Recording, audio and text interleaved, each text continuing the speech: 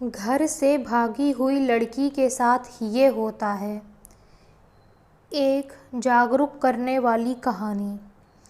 Train के AC compartment में मेरे सामने की सीट पर बैठी लड़की ने मुझसे पूछा, हेलो, क्या आपके पास इस मोबाइल की सिम निकालने की पिन है?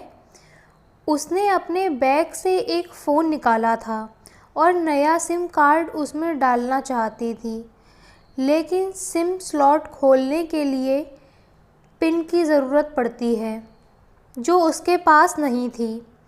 मैंने हाँ में गर्दन हिलाई और अपने क्रॉस बैग से पिन निकालकर लड़की को दे दी। लड़की ने थैंक्स कहते हुए पिन ले ली और सिम डालकर पिन मुझे वापस कर दी। थोड़ी देर बाद वो फिर से इधर उधर ताकने लगी। मुझसे रहा नहीं गया। मैंने पूछ लिया, कोई परेशानी? वो बोली, सिम स्टार्ट नहीं हो रही है। मैंने मोबाइल मांगा, उसने दिया। मैंने उसे कहा कि सिम अभी एक्टिवेट नहीं हुई है, थोड़ी देर में हो जाएगी और एक्टिव होने के बाद आईडी वेरिफिकेशन होगा, उसके बाद आप इसे इस्तेमाल कर सकेंगी। लड़की ने पूछा, आईडी वेरिफिकेशन क्यों? मैंने कहा, आजकल सिम वेरिफिकेशन के बाद एक्टिव होती है। जिस नाम से ये सिम उठाई गई है उसका ब्यौरा पूछा जाएगा, आप बता देना। लड़की बुदबुदाई। ओ। मैंने दिलासा देते हुए कहा, इसमें कोई परेशानी की बात नहीं। वो अपने एक हाथ से दूसरा हाथ दबाती रही, मानो किसी परेशानी में हो। मैंने फिर विनम्रता से कहा, आपको कहीं कॉल करना हो तो आप मेरा मोबाइल इस्तेमाल कर लीजिए। लड़की ने कहा, जी फ़िलहाल नहीं, थैंक्स, लेकिन ये सिम किस नाम से ख़रीदी गई है मुझे नहीं पता। मैंने कहा, एक बार एक्टिव हो जाने दीजिए। जिसने सिम आपको दी है उसी के नाम की होगी। उसने कहा, ओके, कोशिश करते हैं। मैंने पूछा, आपका स्टेशन कहाँ है? लड़की ने कहा, दिल्ली। और आपका? लड़की ने मुझसे पूछा। मैंने कहा, दिल्ली ही जा रहा हूँ, एक दिन का काम है। आप दिल्ली में रहती हैं या? लड़की बोली, नहीं नहीं, दिल्ली में कोई काम नहीं है, वहाँ तो मेरा घर भी नहीं है। तो? मैंने उत्सुकतावश पूछा।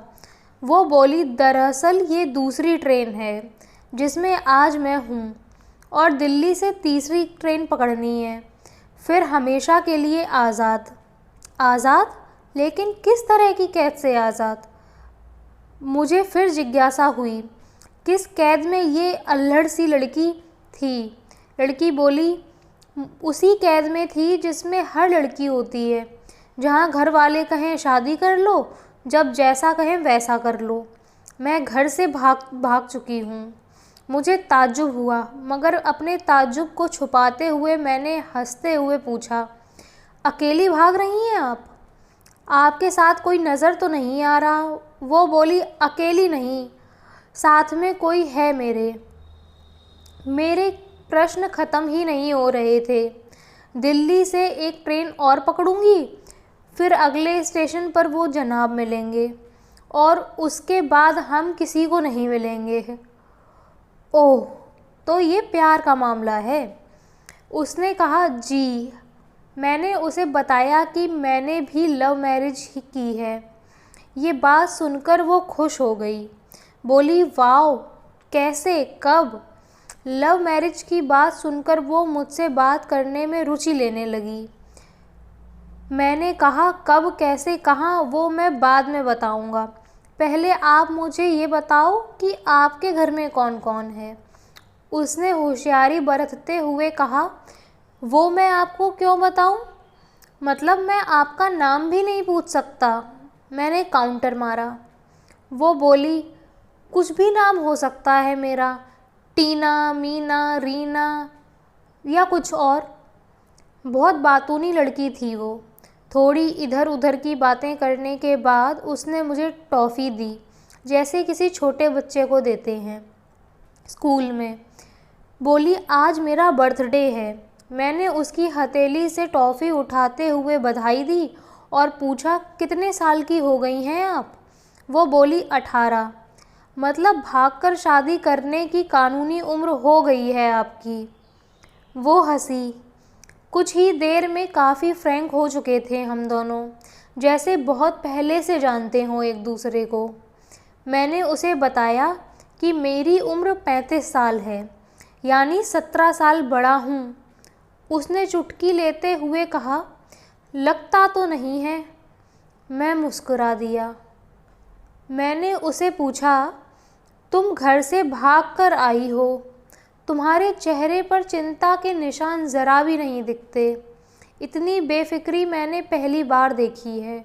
खुद की तारीफ़ सुनकर वो खुश हुई और बोली, मुझे मेरे लवर ने पहले ही समझा दिया था कि जब घर से निकलो तो बिल्कुल बिंदास रहना, घर वालों के बारे में बिल्कुल मत सोचना, बिल्कुल अपना मूड ख़राब मत करना, सिर्फ मेरे और हम दोनों के बारे में सोचना और हमारे भविष्य के बारे में सोचना। तो मैं वही कर रही हूँ। मैंने फिर चुटकी ली। कहा, उसने तुम्हें मुझ जैसे अनजान मुसाफिरों से दूर रहने की सलाह नहीं दी? उसने हंसकर जवाब दिया, नहीं, शायद वो भूल गया होगा ये बताना।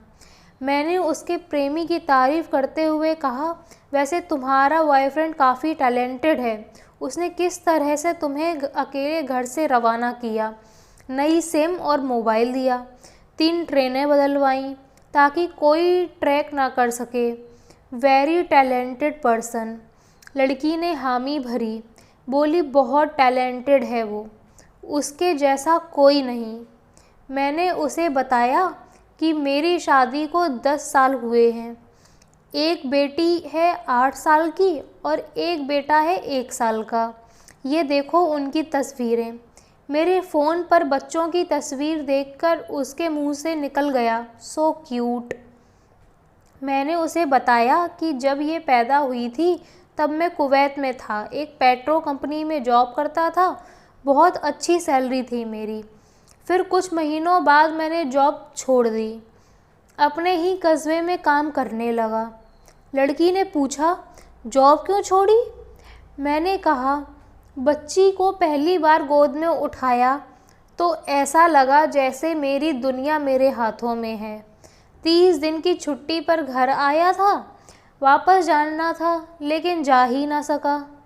इधर बच्ची का बचपन खर्च होता रहे, उधर मैं पूरी दुनिया कमा लूँ, तब भी घाटे का सौदा हुआ वो मेरे लिए। मेरी 2 टके की नौकरी, बचपन उसका लाखों का। उसने पूछा, क्या बीवी बच्चों को साथ नहीं ले जा सकते थे वहाँ?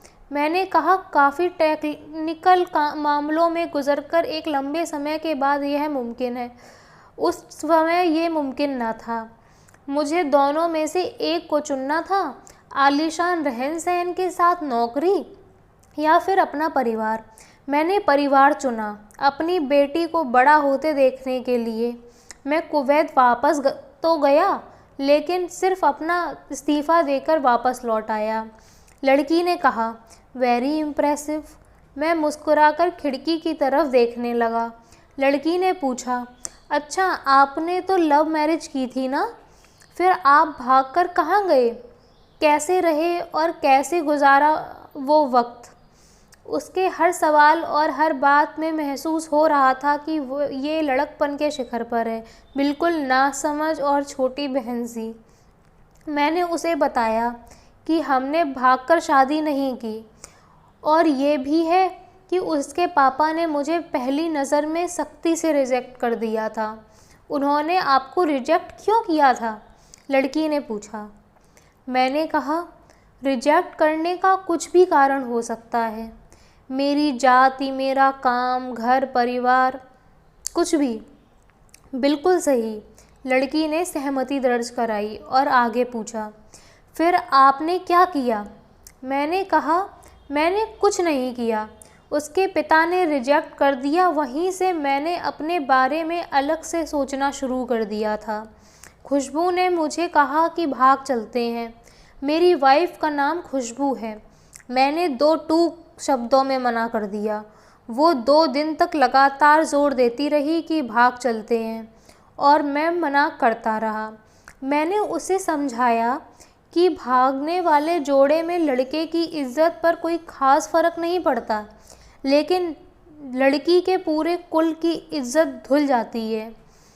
भगाने वाला लड़का उसके दोस्तों में हीरो माना जाता है, लेकिन इसके विपरीत जो लड़की प्रेमी संग भाग रही है वो उल्टा कहलाती है। मोहल्ले के लड़के उसे जाने क्या क्या कहते हैं।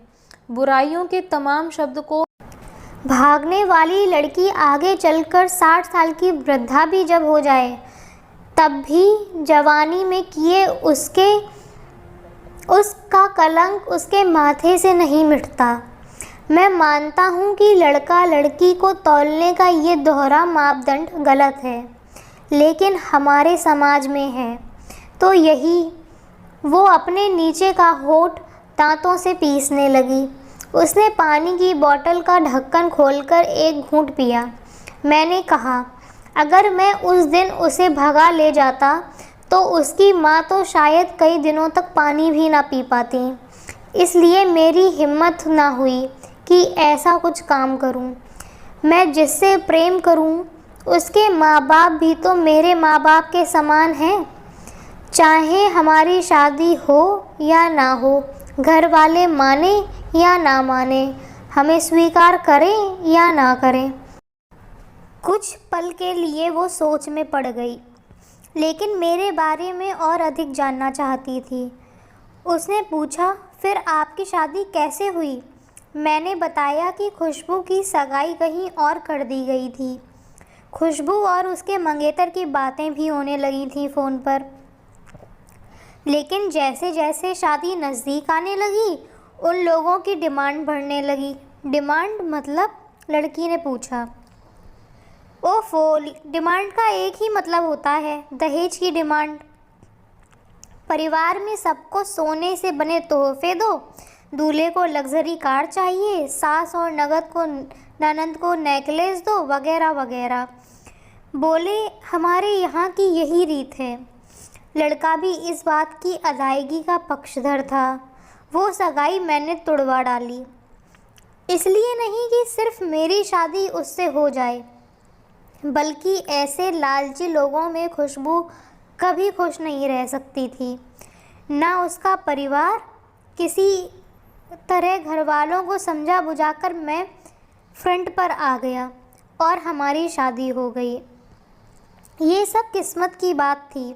लड़की बोली, चलो अच्छा हुआ आप मिल गए, वरना वो गलत लोगों में फंस जाती।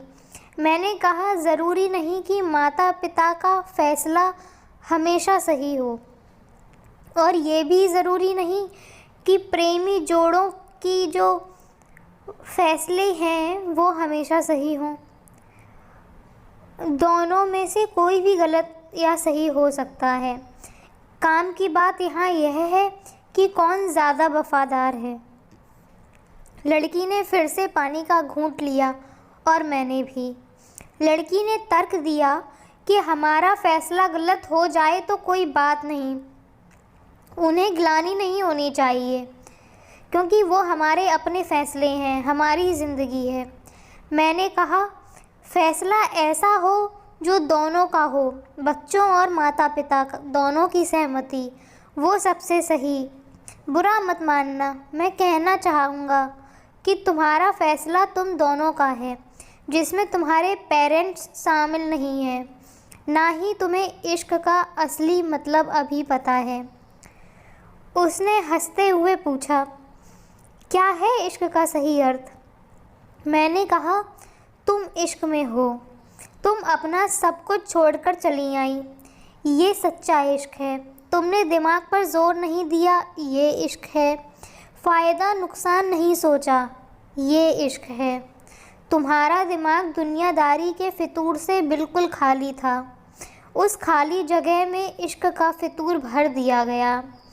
जिन जनाब ने इश्क को भरा वो इश्क में नहीं है शायद, यानी तुम जिनके साथ जा रही हो वो इश्क में नहीं है, बल्कि होशियारी हीरोगिरी में है।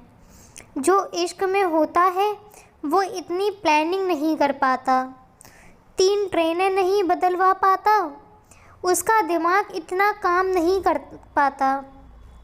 कोई कहे मैं आशिक भी हूँ और शातिर भी, तो ये नामुमकिन है। तुम मुझे सिर्फ इतना बताओ कि कोई लड़की अपने गांव से पहली बार अकेले जा रही हो और उसका प्रेमी उसे अकेले 3 शहरों के चक्कर लगवाता, क्या उसे एक बार ख्याल मन में ना आया कि रास्ते में अगर कोई बात हो गई तो वो फिर तुम्हें कैसे ढूंढेगा? उसको बस इतना ख्याल आया कि तुम अलग भागोगी तो पुलिस का शक उस पर ना जाएगा। क्या तुम अखबार नहीं पढ़ती? रोज़ कैसे कैसे गुनाहों को इश्क मोहब्बत की आड़ में अंजाम दिया जाता है, क्या तुम्हें ये नहीं पता? तुम देखो, तुम मेरी छोटी बहन जैसी हो, इसलिए तुम्हें समझा रहा हूँ। आप कैसे गुनाहों की बातें कर रहे हैं? मैं नहीं मानती कि वो ऐसा होगा, लड़की बोली। मैंने गुस्से में तिलमिलाते हुए कहा कि ऐसे लड़के अपनी प्यास बुझा लेने पर दूर के किसी वेश्यालय में भोली भाली लड़कियों को बेच देते हैं। वहाँ वो जानवरों की तरह रखी जाती हैं। वहाँ से वापस आने का कोई रास्ता नहीं होता, और अगर वो कैसे भी वहाँ से छूट भी जाएं, तो ये समाज और उनका परिवार उनको कभी नहीं अपनाता। वहाँ की ज़िंदगी नरक जैसी होती है। लालच, हवस और हासिल करने को इश्क नहीं कहते हैं। इश्क समर्पण करने को कहते हैं, जिसमें इंसान सबसे पहले खुद का समर्पण करता है, जैसे तुमने किया था। लेकिन तुम्हारा और उसका समर्पण हासिल करने के लिए हो गया, यानी तुम्हारे इश्क में लालच की मिलावट हो गई। लड़की अचानक से खो गई। उसकी खिलखिलाहट और लड़कपन एकदम से खामोशी में बदल गए।